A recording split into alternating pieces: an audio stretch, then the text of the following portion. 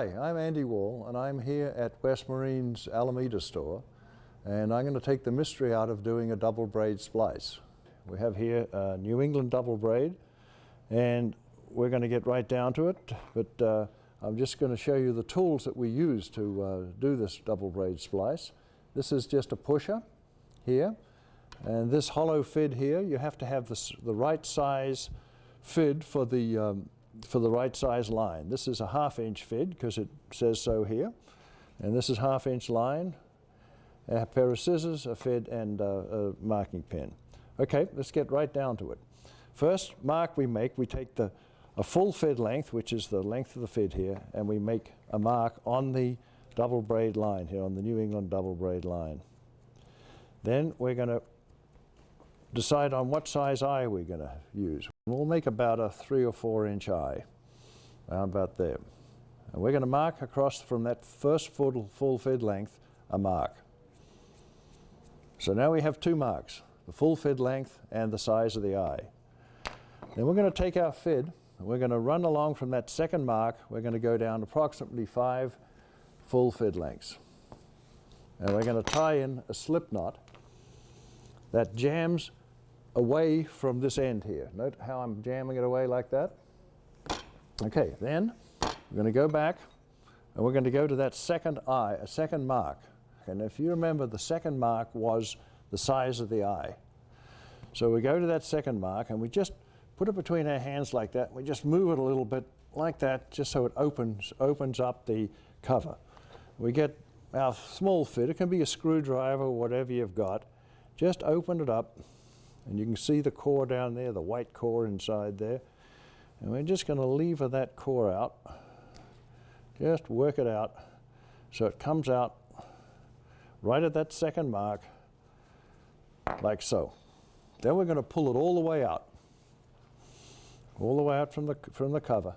We're going to just get a little bit of masking tape. Just tape the end so it doesn't go anywhere. Just tape that nice and tight around the end there. Right, next step is we're going to milk that core all the way down to the knot there. Push it, you know, so I'm pulling it down there, and then I'm going to drag it back down again, like that. Then we're going to do it again. And then we're going to milk it back down again. And the reason we're doing this is you'll notice that the core now is a lot longer than the cover. And if we didn't do that, what would end up with the eye wouldn't be the size that we marked. So what we've done is equalize the core and the cover together. Okay, the next step, and this is where people get confused, but if you follow along very carefully, I'll show you what we're going to do. After we've milked that down and equalized the cover and the core, we're going to mark the core where it comes out of the cover. Right here, we're going to mark that. We're going to mark that core. Now that's the first mark. Now we're going to make 3 marks on this core. So we're going to pull this out. And now we're going to make what they call a short fid length. And a short fid length, if you'll notice on the fid, there's these 2 stripes that are cut into the fid. And that is a short fid length from the open end to that mark. So we're going to mark a short fid length from that first mark, right there. Then from that short fid length mark, we're going to go 1 1/2 and make another mark. So let's just run through those 3 again.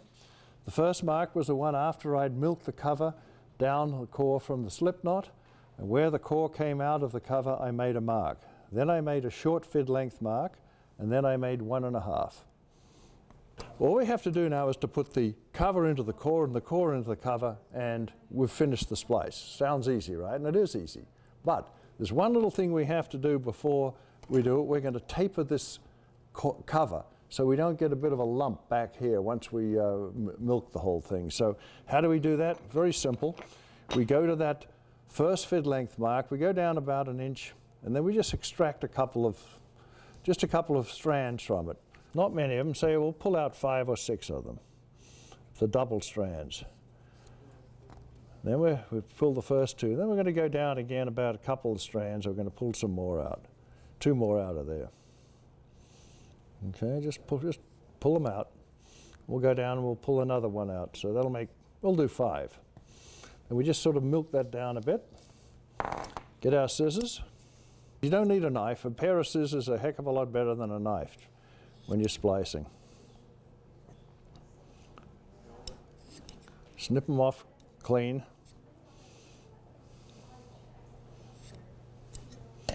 So now we have a tapered cover. Now we're going to put the cover into the core. Now, we take our 1/2 inch fit again and we insert it at that second mark, which, if everyone remembers, was the short fid length. So we just open it up there, put the fid in, and we'll notice I'm just pushing on the core there to open it up, sliding it in. Careful not to pick any strands up, and I'm coming out at the 1.5 fid length mark. So now I'm going to take the cover, I'm going to fold the end of it a bit, and I'm going to insert it into the hollow end of the fid. Just push it in there. Then I'm going to take my pusher, I'm going to put it just behind the tape there, and I'm going to push that through. And when it comes out, I'll take the fid off. What we're going to do is to tie a knot here, just so it doesn't slip back in again. Now we're going to put the core into the cover. Now where does the core go into the cover? It goes in at that first mark we made, the first fid length mark. So here it is, right there. And we're going to take our fid, we're going to put it in there, work it in, push it down, make sure we don't pick anything up, go past the Y of the splice, and we're going to go back. And if it gets a bit tough, you just pull a bit more core out, and that opens up the line a little bit. And we're just going to go back a little ways, say maybe a short fid length, and then we're going to bring it out, work it out slowly, work it out there. Then we're going to take the core, and we're going to put it into the end of the fid, and we're going to take our pusher, put it back here, and we're going to slide that through. And it might have to work a little bit when you get down to it, and then it comes all the way out. Okay, take your pusher out, take your fid off, and pull that core down. Pull it all the way until it jams up against the core, against the cover there. Then hold, and this is what they call a crossover here. This is where the core and the cover go together. So we're going to hold it there with our thumb and forefinger, and we're going to work it down just like that. Stretch that line out. And we're going to cut the core off right where it comes out of the cover there. But so we make a little mark there where it comes out, because we're going to cut it off right there, and it's going to disappear. We're going to make sure it disappears inside the line. But before we do that, we cut it, and then we fan it out a little bit, just not much, and at 45 degrees, we just snip it off to taper it a little bit. And we go back to our crossover, and we smooth that down, and that core is going to disappear inside the line. There it goes, it's gone. Now we take the cover, and I'm going to undo the knot right here. And then I'm going to do the same here. I'm going to take the tape off, and I'm going to make just a little taper there too. I'm going to hold it at the crossover again, and I'm going to milk that core until the cover disappears inside. And there we have pretty much, actually the basic splice is done. All we have to do now is to milk that down, pull all this cover and core inside the line here. Okay, now we've come to the fun part of the splice, milking the splice. This is the culmination of the whole thing. What we do, remember that little jam knot we put there? If you're on board your boat, you can put this round a winch or around a cleat on the mast, but since we're in the rigging loft, we have a hook here that we can hook it into. So I'm going to hook that knot into there. Now this is the part of the splice where a lot of people go wrong.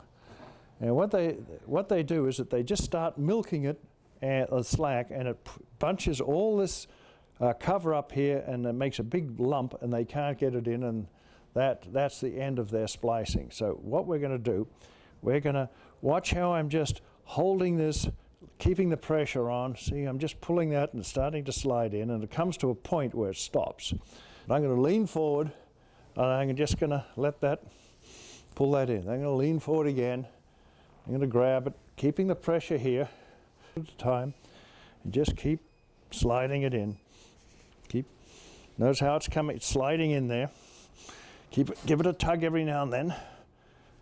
But it's very important to keep the pressure on. Come back again. Jam this, pull the slack out of it. Pull it again, like that. Do it again.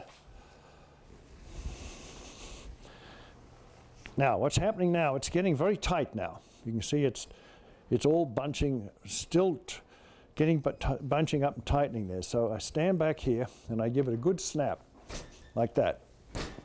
And you see it's disappeared inside and it's still very tight here. So I'm going to work it a little bit, just a bit, or you can hit it with a hammer or a mallet or whatever you like. Okay, we'll do that one more time. Slide your hand down there.